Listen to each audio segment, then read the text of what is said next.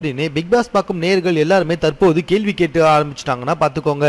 எதுக்காக இப்படி கேள்வி கேட்குறாங்க அப்படின்னு சொல்லி பார்த்தீங்கன்னா, ஓவியாவை தற்போது பிக் பாஸ் வீட்டில் இருக்கும் 9 பேருமே வந்துட்டு கார்னர் செஞ்சு வந்துட்டு இருக்காங்க.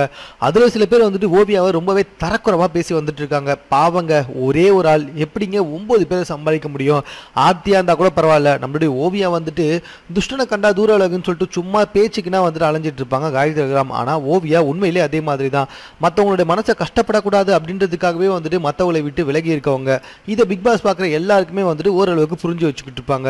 தற்போது ஓவியா வந்துட்டு என்னதான் விலகி போனாலும் மீதி இருக்க 9 பேரும் வந்துட்டு வேணும்னே ஓவியா கிட்ட வந்துட்டு சண்டை வலிச்சுக்கிட்டு தான் வந்துட்டு இருக்காங்க. இன்னைக்கு நம்மளுடைய பிக் பாஸ் நிகழ்ச்சி முடியும் போது ஒரு ப்ரோமோ மாதிரி போட்டாங்க. அதாவது எண்டில் லைட்டாக ஒரு சீன் போடுவாங்க பார்த்தீங்களா, நாளைக்கு என்ன நடக்க போகுதுன்ட்டு. அந்த மாதிரி விஜய் டிவி போட அதை வந்துட்டு நம்ம எல்லாருமே பார்த்து ரொம்பவே ஷாக் ஆகிட்டோம். ஏன்னா அதில் வந்துட்டு நம்மளுடைய சக்தி வந்துட்டு ஓவியாவை அரையத்துக்கு எகிரிட்டு போயிடுவாருங்க. ஆனால் அதனால கொஞ்சம் கூட பயப்படாத நம்மளுடைய ஓவியா மேடம் என்ன செய்வாங்கன்னா, முடிஞ்ச அதிக சக்தி அடிங்க சக்தி அடிங்க சக்தி அப்படின்னு முன்னாடி வர சக்தி பயந்து பின்னாடியே போயிடுவாருங்க.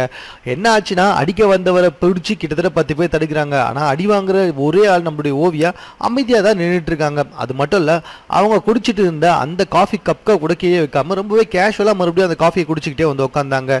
இதில் வந்து தெரிஞ்சிடுவாங்க, நம்ம ஓவியா மேடம் வந்துட்டு எவ்வளோ பெரிய சுச்சுவேஷன் வந்தாலும் சரி, அவங்க ஆல்ரெடி சொன்ன மாதிரி அவங்க உண்டு அவங்க வேலை உண்டு அப்படின்னு தான் இருந்து வந்துட்டு இருக்காங்க.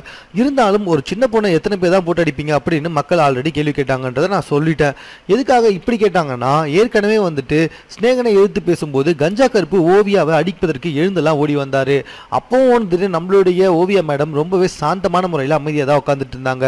இன்னைக்கும் வந்துட்டு சக்தி அவர்கள் வந்துட்டு ஓவியாவை அடிக்கிறதுக்கு போறாங்க.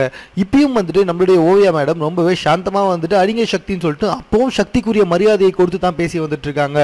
அதாவது பிக் பாஸ் செட்டில் ஓவியாவுக்கு எதிராக நடக்கப்படும் ஒவ்வொரு காரியங்களுக்கும் ஓவியாவுக்கு ஒவ்வொரு ஓட்டுகள் அதிகரித்து கொண்டு தான் போயிட்டு இருக்கு அப்படின்ற விஷயம் பிக் பாஸ் செட்டில் இருக்கவங்க எப்பதான் புரிஞ்சுக்க போறாங்கன்னே தெரியலங்க. இது என்னுடைய கருத்து. உங்களுடைய கருத்துக்கள் எதுவாக இருந்தாலும் ஓகே, எங்களோட கமெண்ட் பாக்ஸ்ல எங்க கூட ஷேர் பண்ணிக்கோங்க.